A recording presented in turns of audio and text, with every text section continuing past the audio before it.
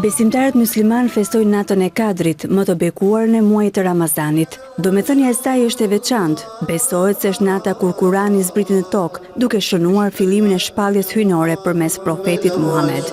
Ne kemi zbritur Kurani në natën e Kadrit. E kush mund të ta shpjegojë ty se ç'është nata e Kadrit? Nata e Kadrit është më e mirë se 1000 muaj. Ëngjëjt e shpirti, Xhebraili, me lejen e Zotit të tyre zbresin në të natë me të gjitha vendimet. Paqja është ajo deri në lindjen e agimit. Kështu shkruhet në surën El Kadr të Kuranit si dëshmi për besimtarët musliman të kësaj nate të shenjtë. Muftiu i Tiranës Bilal Teqja rendi të tjera vlera të natës së Kadrit, në të cilën besohet se përcaktohet gjithçka.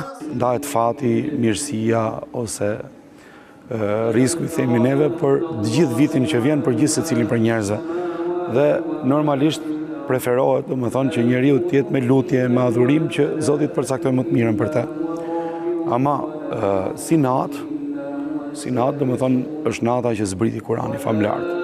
Komunikimi hyjnor me të gjithë njerëzimin. Manuali njerëzor, domethënë, manuali që zbriti Zoti për të gjithë njerëzit që rregullon jetën, po themi, edhe rregullon marrëdhëniet, qoftë me Zotin, qoftë me të gjithë krijesat. Përfitimet e atyre që e kalojnë natën e Kadrit me agjërim janë të mëdha. Rëndësia e saj nuk është e njohur vetëm për besimtarët musliman. Ai i cili nuk ka agjëruar, nëse don të agjërojë vetëm natën e Kadrit, patjetër, edhe kjo është shumë e rëndësishme dhe ka vlerë. Madje këtu në Shqipëri është një traditë shumë interesante që edhe ata cilët nuk falen, po edhe ata cilët nuk agjërojnë Ramazanin, po edhe ata cilët në shumë raste nuk janë fare të besimit musliman, domethënë islam, e agjërojnë natën e Kadrit, duke dashur të përfitojnë nga mirësitë që Zoti jep, domethënë pikërisht në këtë natë.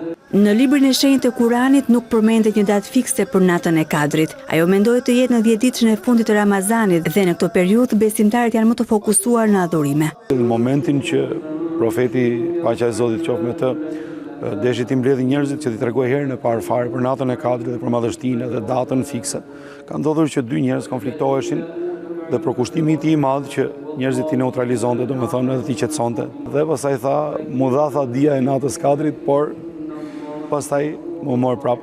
Pastaj tha që kërkojeni 10 nete e fundit, madje në netët teke prej tyre. Por ka shumë prej dietarëve të Islamit edhe prej bashkëkohësve të profetit, prej shokëve të tij që betojnë dhe thonë që kjo është nata 27.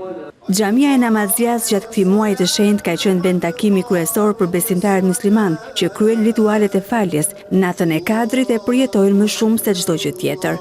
Kryesorja është që për faljen tonë nga mëkatet dhe Allahu na fus në xhenet. Për këtë natë lutem për jetën e amshueshme, pra për xhenetin që kemi në jetën në botën tjetër. Gjithashtu lutemi edhe për prindërit tanë, lutemi për veten tanë që ne të na sjellë të mira në këtë botën tjetër. Muaji i Ramazanit është në ditët e fundit. Të dielën e 30 marsit besimtarët musliman festojnë Fitr Bajramin.